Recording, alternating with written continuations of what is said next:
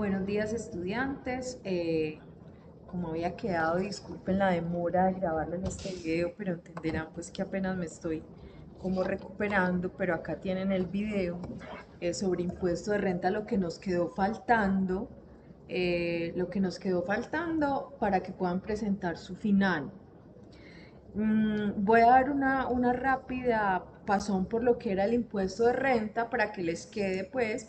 Entonces, este es el video del impuesto de renta que les sirve para el final y tienen una presentación en la plataforma que es el impuesto de consumo, que es algo muy sencillo y que ustedes pues deben leer también para la presentación de su parcial. En el día de hoy en la tarde, con el correo les informo cuándo deben presentar el parcial. Entonces, habíamos dicho en clase que el impuesto de renta y complementarios en Colombia, pues ese es el tributo del que hemos tratado mucha parte del semestre, y entonces vamos a hacer un recorrido rápido. Entonces recuerden que el impuesto de renta y complementarios, porque no es solo el impuesto de renta, es un impuesto que grava los ingresos que obtenga el contribuyente en el año y que el Estado piensa que va a incrementar su patrimonio, ¿cierto? Que incrementa su patrimonio neto en el momento de la percepción. Entonces, vuelvo y les reitero, recuerden que es impuesto de renta y complementario, no solamente el impuesto de renta. Y que este impuesto de renta va a tener tres elementos particulares que son características principales del impuesto de renta. El primero es que es de orden nacional, aplica en todo el territorio nacional. Es directo porque recuerden que la diferencia entre impuestos directos e indirectos y es que los directos consultan la capacidad de pago del contribuyente, los indirectos no. Recordemos que el indirecto como tal, el ejemplo más grande es el IVA. El IVA usted no le pregunta si lo puede pagar o no lo puede pagar, usted simplemente lo tiene que pagar.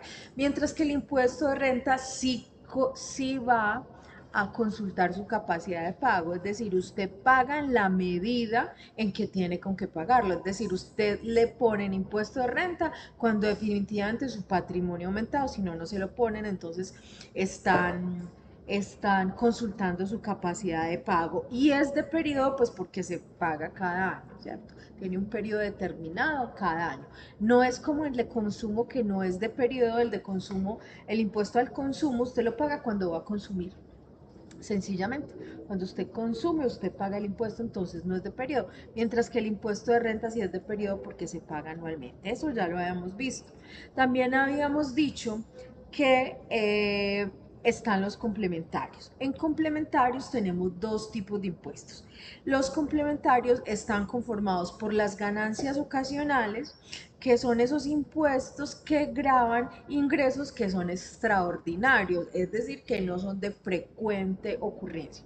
Han dicho que las ganancias ocasionales pueden ser eh, una herencia, la venta de activos cuando usted los tiene por más de 2 años, es decir, por ejemplo, si usted vende una casa, un vehículo, un activo fijo, usted lo vende cuando lo tiene por más de 2 años, se presume que es una ganancia ocasional. También les había explicado que las personas, por ejemplo, que venden casas que son de menos de 2 años, no se considera ganancia ocasional, pues porque se presume que no es que tenga una casa y bueno, y la decidió vender, sino que usted se dedica a comprar y vender casas y el impuesto para los rentistas de capital, que son estas personas, es diferente. Entonces, esas son las ganancias ocasionales. Acá les puse que era lo que les estoy explicando, venta de bienes, venta de acciones, venta de activos fijos, ¿cierto? ¿Cuáles son las ganancias ocasionales más comunes? Los ingresos por juegos de azar, eh, las ganancias que se hacen en las herencias y los legados. Bueno, y acá les puse el tarifo de impuesto de ganancias ocasionales, 15% personas naturales, juegos de azar el 20% y eso lo aplico con la ley y eso ya se los había explicado. Y está el otro complementario que es el impuesto de remesas en Colombia. Recuerden que el impuesto de remesas en Colombia se va a aplicar cuando una persona natural que es residente fiscal en Colombia, ya les voy a explicar qué es residencia fiscal, transfiere todo lo que consigue en Colombia, eh, porque por salarios, porque tiene propiedades aquí, arriendos, ganancias ocasionales, y las transfiere a otro país. Ese es el impuesto de remesas. Entonces, el impuesto no se genera por ganar dinero en Colombia, sino porque yo lo envío fuera del país, ¿cierto? Es decir, que ese impuesto generador es el hecho de que yo mande la plata que me gano en el país, lo mande para otra parte, ¿cierto? Entonces, ¿por qué se configura ese impuesto? Pues porque sería injusto que si usted gana todo el dinero en Colombia, pues no pagara impuestos en Colombia, sino que lo pagara en otro país o que diga, de alguna manera explotar en Colombia todo el empleo, todo, pero en Colombia no se llevará ninguna retribución. Entonces, por eso existe el impuesto de ganancias ocasionales y el impuesto de remesas en Colombia. Entonces, ¿aplica para solo los colombianos? No, también para los extranjeros que tienen una residencia fiscal, que como les digo, ya les voy a explicar qué es una residencia fiscal. Entonces, yo creo que hasta ahí llevamos la clase. Aquí les puse a quién aplica, personas naturales no residentes fiscales en Colombia, que obtienen ingresos en Colombia, que se transfiere el dinero al exterior. Entonces, ¿cuál es el objetivo? Evitar que los ingresos generados en Colombia por personas que no son residentes, que salgan del país, no contribuyan a los impuestos. Entonces, acá les dejé, aquí está todo el tema. Ok, hasta ahí creo que íbamos. Yo les puse las historias de las reformas en Colombia que no hay necesidad de que se las diga porque eso lo hicimos en una exposición en el primer corte. Entonces no hay necesidad. Y bueno, aquí, ¿quiénes son los obligados a declarar en Colombia? Entonces, para el impuesto de renta y complementarios hay varios grupos. Los que están en rojito son los obligados a declarar, porque entonces hay grupos. Están las entidades no contribuyentes. ¿Qué son entidades no contribuyentes? Aquellas entidades que no pagan impuesto de renta. ¿Y por qué no pagan? Porque son entidades que son del Estado.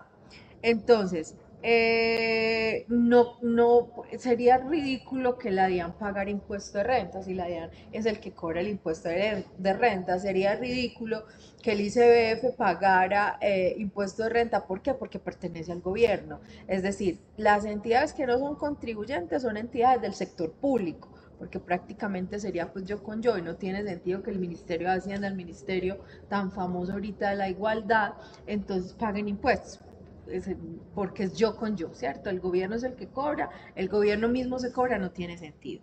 Hay otras entidades, hay otros contribuyentes que son del régimen tributario especial, que tienen un tratamiento especial, que no es que no, ellos sí declaran, pero no pagan, es decir, tienen un tratamiento especial por su naturaleza. ¿Cuáles son esas entidades? Las ESAL, las entidades sin ánimo de lucro y que pertenecen al régimen tributario especial. Ellos tienen un tratamiento especial, un código especial, un estatuto especial, ¿cierto? Y todas las entidades que pertenecen al sector cooperativo. Si ustedes se fijan, estas entidades se supone que no tienen ganancias. ¿Por qué no tienen ganancias? ¿Una ESAL tiene ganancias? No, es una entidad sin ánimo de lucro. Y las cooperativas evidentemente obtienen ganancias, pero implican que la cooperativa, todas las ganancias que tiene se reinvierten inmediatamente. Entonces miren que tiene unas características principales. La Uniminuto y todas las universidades se supone que son entidades sin ánimo de lucro. Y las entidades sin ánimo de lucro lo que hacen es reinvertir las ganancias que tienen en algo. Entonces ustedes pues obviamente Uniminuto pues no tiene muchos excedentes porque por el tema de las matrículas, los subsidios que da, pero hay otras universidades que sí lo tienen, por ejemplo, EAFI, por ejemplo, no sé si la Universidad de Medellín. Entonces, ¿qué hacen esas universidades? Todo lo que tienen en excedente lo reinvierten en un edificio o alguna cosa, pero es su característica. Y ahora están en rojo, que son efectivamente los contribuyentes del régimen ordinario, es decir, todos los mortales. Aquí hay que están las personas jurídicas, eh, otro régimen especial, pero dentro de los contribuyentes, y las personas naturales y asimiladas, que son donde nosotros nos vamos a centrar. Dentro de esas personas naturales y asimiladas tenemos las personas naturales, las sucesiones ilíquidas, las donaciones y las asignaciones modales, que ya se las explico. También tenemos los que son residentes y no residentes. En este régimen tributario especial tenemos las personas que pagan monotributo, que es una figura que ya se simplificó, Están las propiedades horizontales que tienen también un tratamiento especial y están las cajas de compensación. Esos pertenecen a un régimen especial, ¿cierto?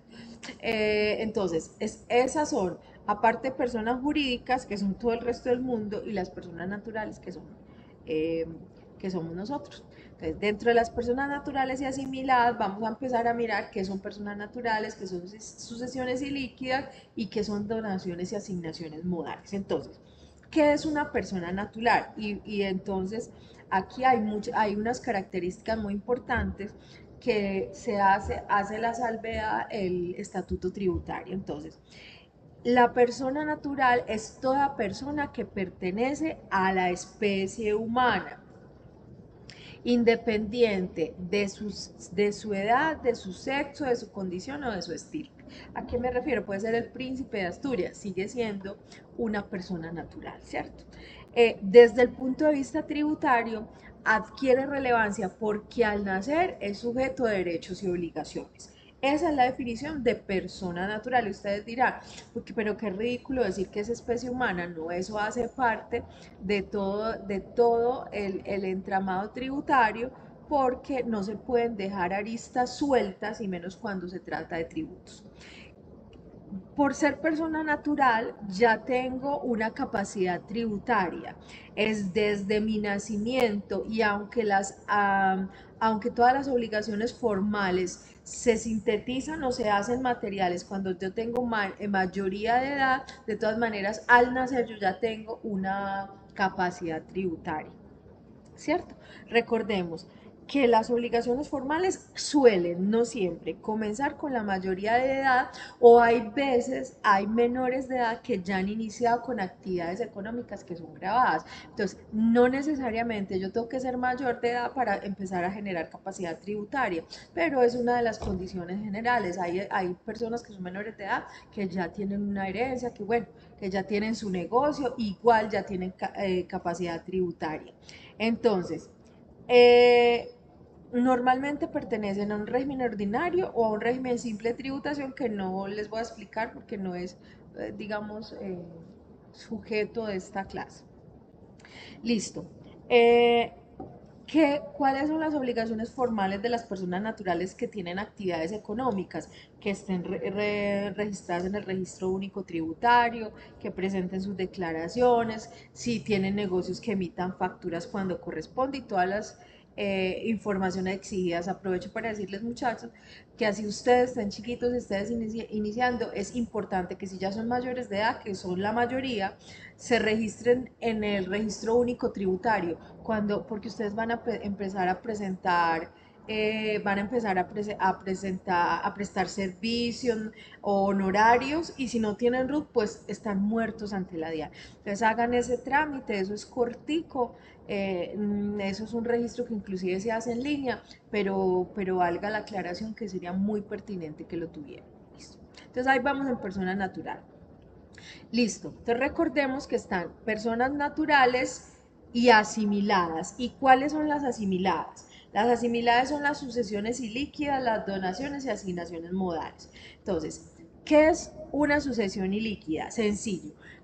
Ojo pues, la sucesión ilíquida se constituye desde el momento que fallece una persona. Entonces, digamos que la persona tiene un patrimonio. Cuando fallece, inmediatamente se constituye una sucesión ilíquida. ¿Qué quiere decir una sucesión ilíquida? Todos esos bienes pasan a una figura jurídica y fiscal mientras se surte el proceso de herencia, mientras los herederos reciben. Entonces, no quiere decir que todos esos bienes dejan de pagar impuestos sencillamente porque están en el aire, porque la persona murió, y mientras surte el efecto de entregarle a cada heredero su parte. No, en el momento en que la persona fallece, esa figura aparece, y hasta que heredan, valga la redundancia, a los herederos, en todo ese periodo de tiempo, esa sucesión ilíquida debe pagar impuestos. Por eso es que muchas veces, mientras se surte el proceso de herencia, y mientras los herederos pelean 5 años, llegan los 5 años, se hace el proceso de entregar y tienen que pagar un montón de impuestos porque durante los 5 años nunca pagaron. Entonces, ojo, pues aquí en la sucesión ilíquida hay una muerte. Cuando se muere la persona se constituye la sucesión ilíquida y esa figura adquiere derechos y obligaciones, ¿cierto? ¿Quién la administra? Eso lo administra una albacea que se designa en el testamento o los herederos en común acuerdo nombran un curador. eh, el administrador siempre va a asumir las responsabilidades fiscales. ¿Cuándo se termina la sucesión ilíquida? La sucesión ilíquida se termina cuando se hace la distribución de los bienes entre los herederos. El momento en que las obligaciones, todas las obligaciones tributarias, entonces ya se acaba la sucesión ilíquida y ya pues quedan las obligaciones tributarias en cabeza de cada persona que heredó ya. Eh, Tienen que presentar declaraciones normales, independiente de que sea una figura y que la persona ya no esté viva, deberes formales, se asocian los bienes, bueno, todo es normal. Solamente, ojo, pues aquí hay una muerte que es la que causa la sucesión ilíquida. Obviamente hay una muerte y un patrimonio. Si no hubiera patrimonio, pues no habría sucesión ilíquida, ¿cierto? Si no habría nada que heredar, pues realmente no hay constitución de sucesión ilíquida. Ojo, pues, luego, eh, luego está las donaciones modales. ¿Qué es una donación modal? A ver, no es que, listo. ¿Qué es una donación modal? Entonces, una persona transfiere gratuitamente un bien a otra. ¿Y quién, ojo, quién tiene la carga tributaria? La persona a la que le entregan la donación, ¿cierto? Entonces, eh, ¿cuál es la característica de esta donación? A ver, la donación aquí hay una muerte como en la sucesión ilíquida. ¿Qué pasa en una donación modal? Que es diferente a perdón, aquí sí me equivoqué. La donación modal se da en vida. Ojo, pues que aquí me equivoqué yo. La modal se da en vida, es decir, una persona, tu papá, en vida te transfiere una casa, de una vez te da la casa, pero ¿por qué qué diferencia hay acá? La diferencia es que me dan una condición, un modo para yo poder ejercer o para que me entreguen esa donación. Es decir, lista, yo te entrego la casa, tiene 10 habitaciones alquiladas, hace con la plata que tengas de la renta lo que quieras, ¿cierto? Pero existe un modo o una carga que debe cumplir el donatario. Por ejemplo, listo, entonces mi papá me dice, vea, yo le entrego esa casa tiene 10 habitaciones, haga con ella lo que usted quiera. ¿Cuál es la diferencia de la herencia? Que él me dice, pero una de esas habitaciones usted se la va a dejar a su tía y usted no va a sacar a su tía de esa casa y es la condición que yo le pongo para que usted pueda recibir esa donación. Entonces, ese es el modo, ¿cierto? El modo se distingue de una donación pura y simple precisamente porque existe una carga que debe cumplir el donatario, o sea, la persona que recibe, ¿cierto? El donador y el donatario. Entonces, a mí me dicen, vea, yo le entrego la casa, pero usted debe dejar su tía ahí.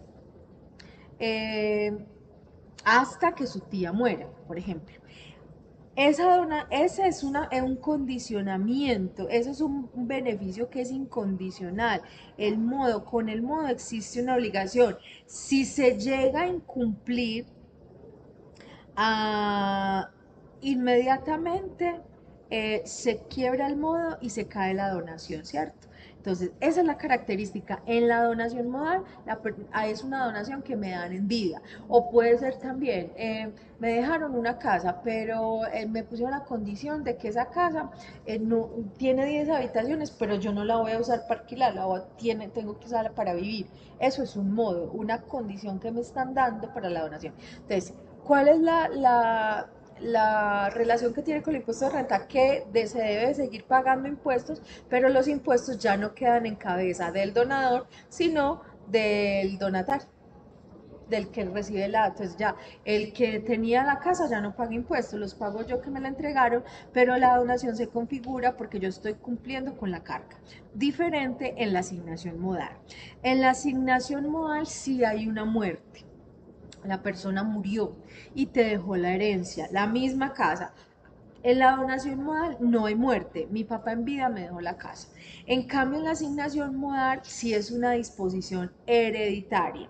Entonces, el testador, o sea, que el que deja el testamento, impone al heredero una condición o una carga específica para recibir ese bien. Entonces, lo mismo, la misma casa, 10 habitaciones, ahí sí me la dejo a mí, pero para que me la deje, la condición, el modo es decirme que yo debo dejar a mi tía ahí hasta que se muere. Ahí está el modo, está la carga, ¿cierto? ¿Qué es lo distinto en esto? Que esto es testamentario, es decir, es hereditario, es decir, la persona ya muerto, el que da la herencia ya muerto. La persona que testamenta murió, en la donación modal no muere. Entonces, ¿qué pasa cuando me dan una asignación modal? Listo, me entregan la casa, yo veré qué hago con ella. La plata es para mí, yo pago los impuestos, pero la condición es que yo deje a esa tía hasta que se muere. Y esa es la asignación modal, por eso no es una herencia común. Si fuera herencia común sería una sucesión ilíquida, si fuera herencia común sería... ¿Por qué sucesión ilíquida? Porque en la sucesión ilíquida simplemente la persona muere mientras se establecen y se reparten los bienes, pero no hay ningún condicionamiento. ¿Qué pasa en la asignación modal? La asignación modal eh, tiene que cumplirse esa característica, esa carga. Si se quiebra, si se quiebra esa condición, entonces otra vez se hace otra distribución de la herencia. Eh, Uno diría, bueno, pero la persona ah, ya murió, ya que normalmente siempre se deja un abogado, un encargado que esté pendiente de que esa asignación modal se cumple. En el caso de la tía, yo dejé eh, protegida a mi tía. Si yo no sigo protegiendo a mi tía, muy seguramente yo saco a la tía de la casa, lo que va a hacer la tía es demandarme porque en el testamento estaba esa condición. Entonces, esa es la diferencia, por eso no es sucesión ilíquida. Entonces, aquí el que hereda paga los impuestos, pero tiene que cumplir esa carga. Si no la cumple, entró a demanda, otra vez a distribución y bueno, eso se da por testamento, listo. Entonces, para este año, las personas naturales obligadas a declarar son las personas que con patrimonio bruto son superiores a 211 millones. ¿Qué quiere decir patrimonio bruto? Que yo no le estoy teniendo en cuenta las deudas, ¿cierto? Sencillamente es lo que tiene, lo que valió el apartamento, lo que valió el carro y entre esos son 240 millones, toca declarar, más no pagar. Porque recuerden que la ley lo que me dice es, listo, el patrimonio bruto es ese, pero yo le reconozco los costos en que usted incurrió para ese patrimonio, entonces muy seguramente sería ahí entonces las deudas, pero igual, si tengo ese patrimonio bruto me toca pagar, que mis ingresos brutos superen los 65 millones, que eso da como un salario de 4 millones y medio al mes o 5, que las compras y consumos superen los 65 millones, que el consumo de tarjetas de crédito supere los 65 millones 891 y que las consignaciones bancarias o depósitos en versiones financieras también se hayan movido por encima de los 65 millones 891. Recuerden que es o, no I. Si usted cumple cualquiera de estas condiciones, tiene que declarar lo que no implica que deba pagar. Es muy importante. Entonces, ¿cuál es la responsabilidad fiscal de los residentes? Tienen que hacer una declaración global, tienen que reportar todos sus bienes, tienen que cumplir unos plazos y tienen que presentar documentos soportes que justifiquen esa declaración, porque yo en la declaración puedo decir muchas cosas, pero si no tengo los documentos soportes, pues no tendrán validez, ¿cierto? Ahora miremos, Cuando yo soy residencia, hay unos criterios de residencia fiscal. Es decir, nosotros por el solo hecho de nacer en Colombia ya somos residentes fiscales, ¿sí? Puede que yo me vaya a vivir al exterior y tenga la nacionalidad allá y bueno, hay otras condiciones. Pero hay otras personas diferentes a nosotros que nacimos en Colombia que también son residentes fiscales y eso implica que paguen impuestos acá. Entonces, el primer criterio para determinar si una persona es residente o no residente es un criterio de permanencia y esto aplica para los extranjeros. Entonces, ¿cómo así que permanencia? Es el tiempo físico que la persona está en el territorio colombiano. Entonces, ¿cómo así? Eh, Vamos a mirar el criterio de permanencia. Entonces, ¿qué es el criterio de permanencia? Que la persona permanezca en Colombia 183 días en un periodo de 365 días. Miren que yo no estoy diciendo un año, no, se cuenta desde la última, desde el día 1 que usted entró, se cuentan a partir de ahí 365 días y si de ese día 1 yo cuento 365 días y en ese lapso de 365 días yo permanecí 183 días en Colombia, continuos o discontinuos, me toca pagar impuestos. Es decir, los extranjeros están muy pendientes de eso para no tener que pagar impuestos, pero a veces se equivocan. Y lo otro que les he dicho mucho es que si hay algún órgano que es bueno en Colombia es migración. Migración es muy exacta. Entonces los tiene vigilantes. Vamos a revisar estos casos. Entonces miren estos casos. Uno es el caso 1, un extranjero. Día 1, 1 de marzo, se quedó. Yo empiezo a contar ahí 365 días. No, pues ya. 1 de marzo y se fue por ahí el 30 de septiembre, 200 días, residencia fiscal, le toca pagar impuestos para el 2021. Miremos el caso 2, un extranjero entre el 1 de febrero se queda 80 días y se va, listo. Luego, volvió el 1 de septiembre y se fue el 31 de diciembre, ahí van 104 días. 184 días en un periodo de 365 días, no hubo nada que hacer, residente del año 2021, porque así haya entrado y salido, listo, nada que hacer, listo. Caso 3, un extranjero entra 1 de agosto, se va corrido, 190 días continuos. Miren que así, pase de año a año, por lo que les digo, no es un año, son 365 días independiente de que pase de año a año. Él estuvo 190 días en Colombia, es residente para el periodo de 2022, le toca pagar impuestos por el año 2022. Miren el cuarto caso, este entra y sale. 1 de marzo, se va en junio 30, regresa en agosto, se va en septiembre, noviembre vuelve, 50 días, por allá en febrero, no sé qué. Miren, ajustó 190 días. Si yo le cuento desde el 1 de mayo al 30 de abril, ahí se van los 365 días, cumplió 190 días, residente paga para el año 2022, ¿cierto? Caso 5, este entra, sale, entra, sale, entra, sale.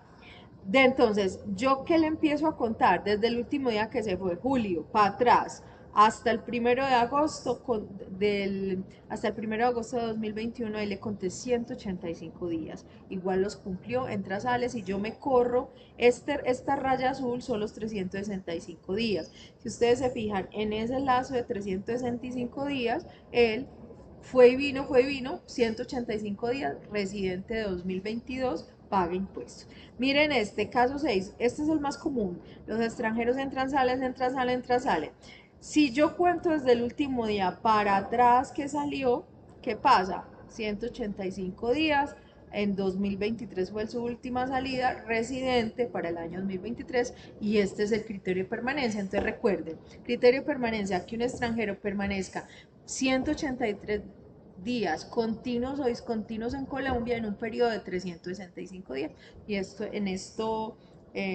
¿cómo es? Eh, el organismo que lo regula a ellos, que es Migración Colombia, es súper juicioso, entonces ellos tienen que saber, si quieren, puede ser que no paguen impuestos, listo, pero no vuelven a entrar a Colombia, ¿cierto? Si no pagan impuestos y tienen deudas vigentes, pues eso es una penalidad y eso les lo que va a hacer es que les va a condicionar la entrada a Colombia. Entonces, ese es el primer criterio. ¿Qué otro criterio de permanencia hay? Los de servicios al exterior. ¿Qué es el criterio de los servicios del exterior? Los servicios del exterior dice que todas las personas del Estado colombiano, es decir, los funcionarios diplomáticos, que personas que representan a Colombia en misiones extranjeras, es decir, todos los embajadores, todas las personas que están que cumplen toda la función diplomática, son residentes en Colombia. Es decir, tienen su núcleo familiar aquí, cónyuges, compañeros permanentes, hijos dependientes,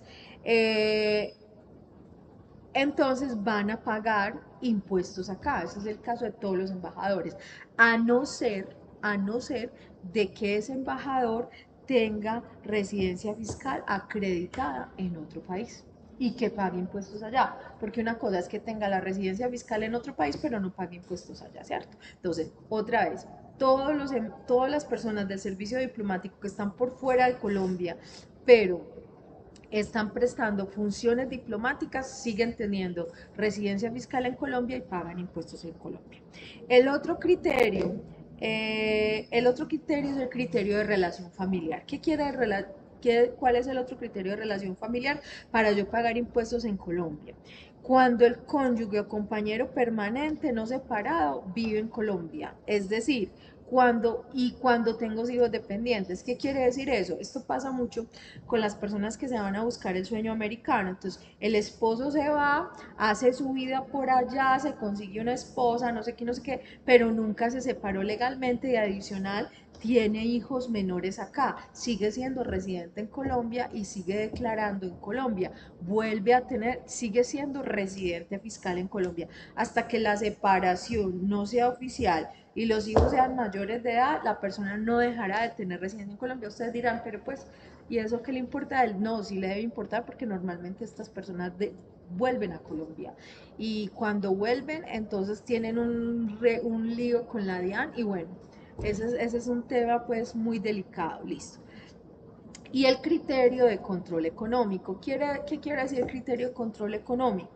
Que todo mi patrimonio está en Colombia, más del 50% de mi patrimonio está en Colombia y eso también pasa mucho. Todos los extranjeros que se van para su sueño americano, que buscan trabajar allá para mandar platica acá, entonces claro, cogen y mandan la plata para acá, acá compran sus casas, el 50% de sus, así estén por allá y tengan la residencia fiscal allá, pero todo su patrimonio está en Colombia, entonces pagan acá y es lo justo, muchachos. Pues si yo tengo toda mi plata acá, pues lo normal es que pague acá, ¿cierto? Aquí el 100% el 100% de la declaración es obligatoria, no hay tratamiento especial. Entonces, el criterio de control económico dice que cuando yo tengo el 50% de mis bienes en Colombia, sigo teniendo residencia fiscal. Y está el criterio de control económico. ¿Qué es el criterio de control económico? El asiento principal donde están mis negocios. Es decir, la ubicación donde se concentran mis negocios, donde tengo contratos, donde tengo actividad empresarial y donde gestiono mis inversiones. Entonces, miren que prácticamente este criterio de control económico, ya les voy a explicar qué es el asiento principal, dice que si yo tengo un centro económico, tengo contratos o negocios, actividad empresarial o gestión de inversiones en paraísos fiscales, ¿sí? Entonces seguiré siendo residencia en Colombia. ¿Cómo así? Si yo tengo eh, una empresa o si tengo muchos contratos o si tengo la actividad empresarial o la gestión de inversiones en estos países que les pongo acá, sigo siendo residente en Colombia. Por ejemplo, ¿qué países? Vamos a mirar en América. La más cerquita, Panamá es un paraíso fiscal. Bermudas, Bahamas, Islas Turcas, Jamaica, las Malvinas, Líbano, Jordania, Malta, el más famoso que es Mónaco. Todos esos son paraísos fiscales. Entonces, si yo tengo mis negocios en uno de esos paraísos fiscales o muevo allá contratos y negocios, o tengo todas mis inversiones allá, es decir, que gano plata es en Panamá, o toda mi actividad empresarial está en Panamá, sigo siendo residente fiscal en Colombia y sigo pagando impuestos en Colombia. ¿Qué sentido tiene esto, muchachos? Sencillo. Si yo estoy en un paraíso fiscal, pues allá no pago impuestos. La característica de los paraísos fiscales es que no tienen impuestos. ¿Cómo sobreviven? De otras maneras, por turismo, bueno, en fin, cualquier cosa, como es el caso de Mónaco, que ellos no tienen impuestos, es paraíso fiscal, pero los ultra ricos del mundo pues viven allá, dejan todo allá, gastan todo allá, pues no tienen necesidad de impuestos, ¿cierto? Entonces, si yo tengo mi asiento principal o mi dinero lo tengo porque estoy en un paraíso fiscal, sigo siendo residente en Colombia y sigo pagando acá. Listo. Entonces, con eso terminamos los conceptos. Ahora bien, ¿cómo se paga en Colombia el impuesto? Este sistema en Colombia se paga el impuesto por un sistema cedular.